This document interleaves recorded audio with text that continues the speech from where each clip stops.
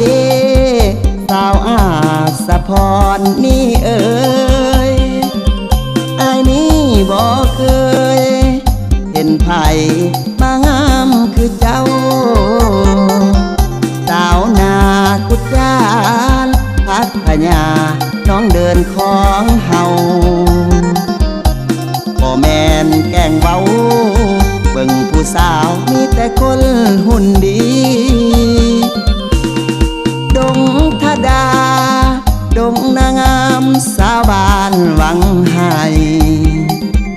อ้ายนี่เคยไปเที่ยววัดภูกับน้องนาลีเคยลงลิ่นน้ำเสจำพรกับน้องคนดี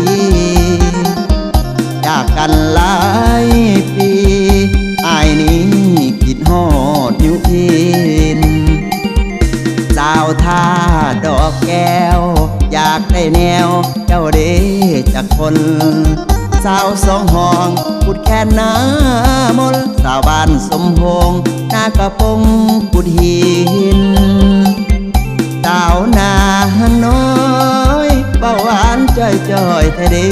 ยุพินผู้สาวบ้านดงวายดินน้องยุพินจำอ้ายบ่นองามหลายเด้ผู้สาวนับอดนายอนยอมหาดบ้านบอนสาวต้นเพิ่งอายังคิดต่อ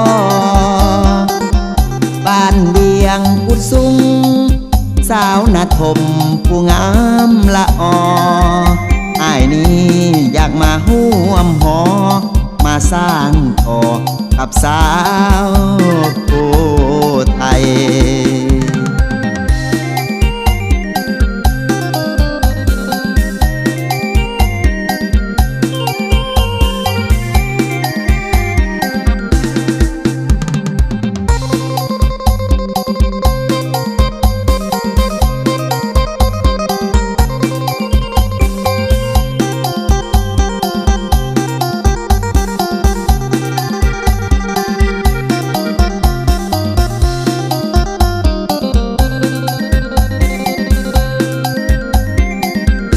สาวท่า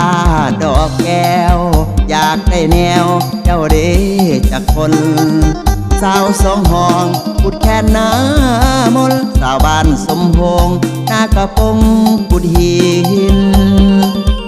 สาวนาน้อยเบาหวานจ้อยๆแท้เด้ยุพินผู้สาวบ้านดงวายดินน้องยุพินจำอ้ายบ่นองามหลายเด้ผู้สาวนับอดนายอนยอมหาดบ้านบอนสาวต้นเพิ่งอายังคิดต่อบ้านเบียงกุดซุงสาวนาทมผู้งามละออ้ายนี้อยากมาห่วมหอมาสร้างต่อกับสาว